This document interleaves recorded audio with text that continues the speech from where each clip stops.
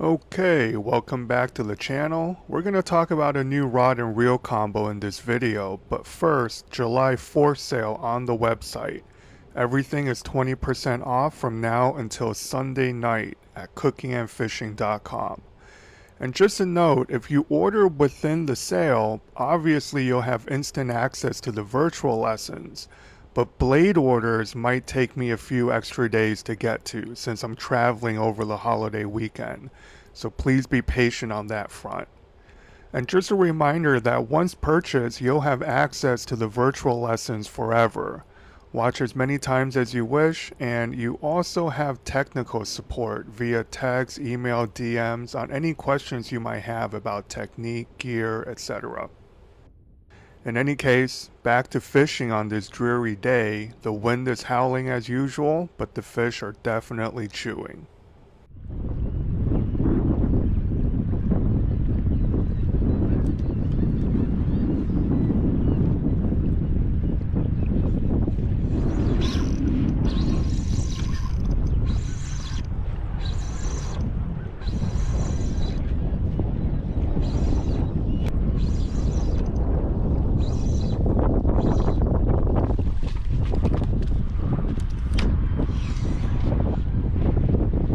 No.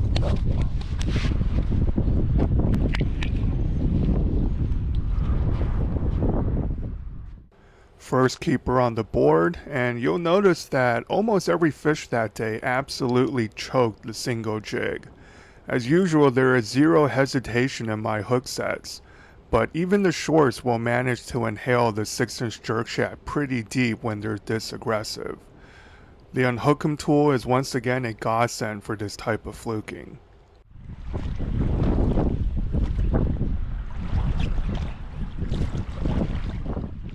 Now, the rod I'm using here is the new Okuma X Series bass rod, the 7.6 medium light to be exact. The reel is the new Shimano Twin Power XD and a C3000 model. This is my first trip with this combo, and I must say, both rod and reel exceeded every expectation. Let's briefly talk about the rod first.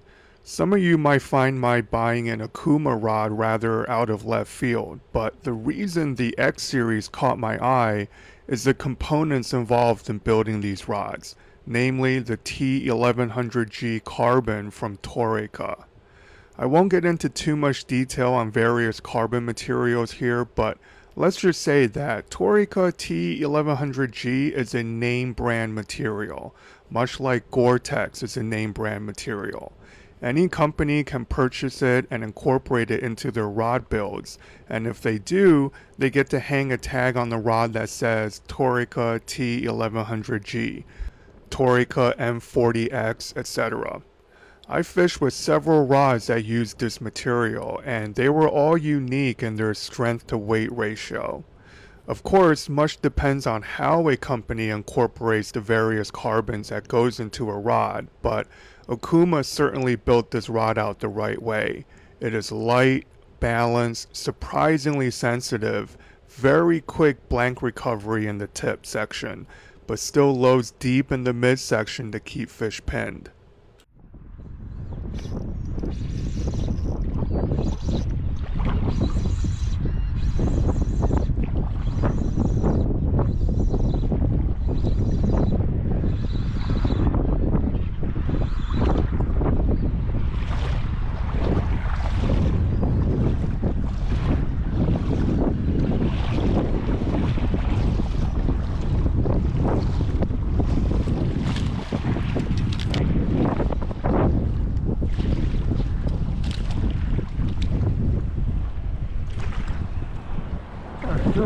Straight.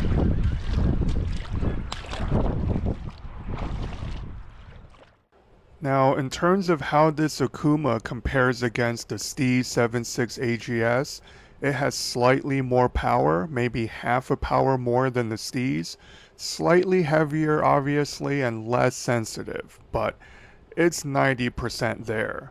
At that 250-ish price point, it certainly compares favorably to the X-Pride in my opinion, and apparently it comes with a lifetime warranty, which is pretty rare these days.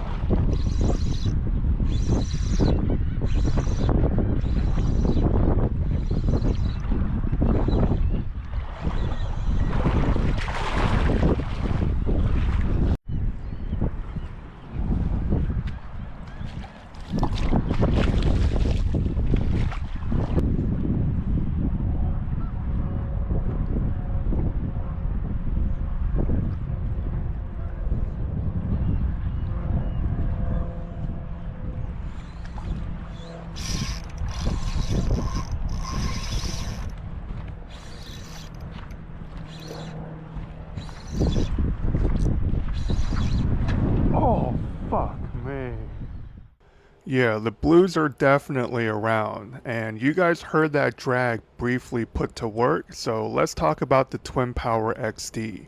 Now, many people think XD stands for extra durable or something like that. In fact, the opposite is true.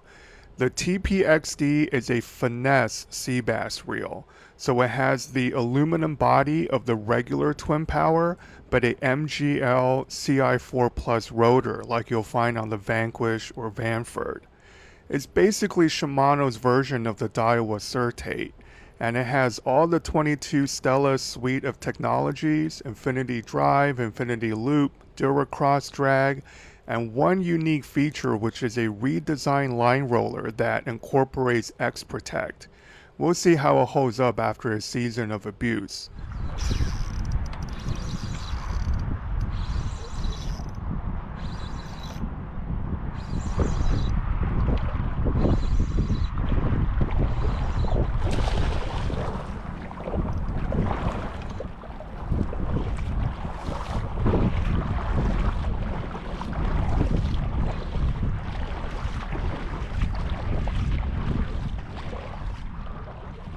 Now remember, I'm only one trip in on this reel and rod, but so far I like it.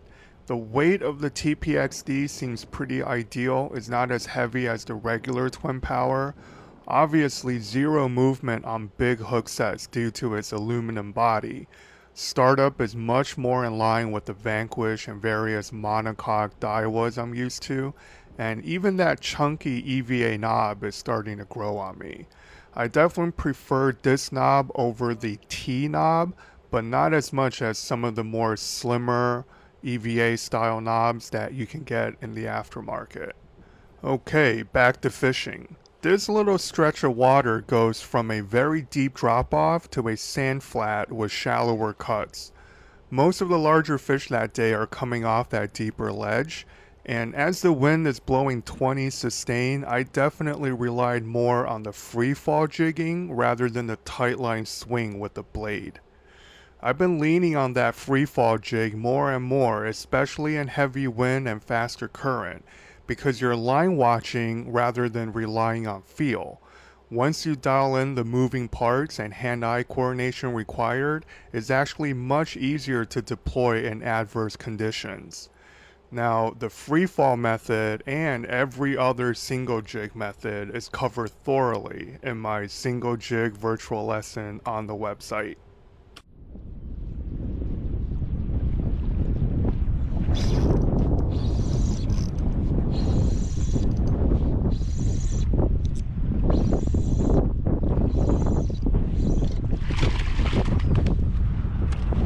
There it is.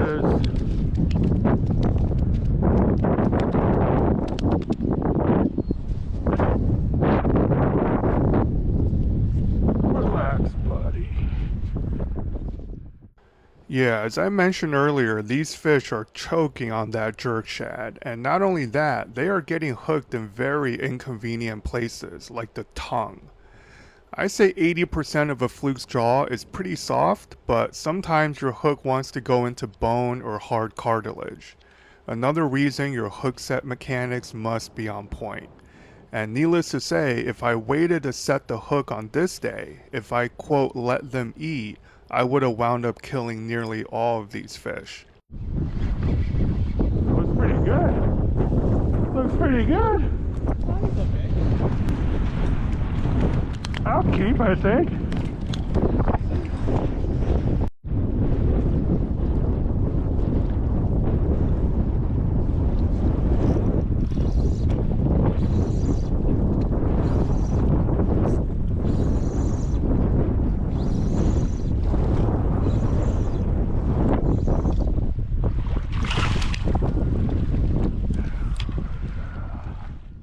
Yeah, even the quickest hook set can't avoid the occasional casualty. This fish took it in deep and the hook snagged the gill raker on the way out. All you can do is mitigate the damage as best you can. The hook is also buried in bone at a weird angle, so good thing Dave was nearby with a handy pair of pliers. Okay, I'm going to let the rest of the video run and jump back in near the end to wrap things up. Enjoy.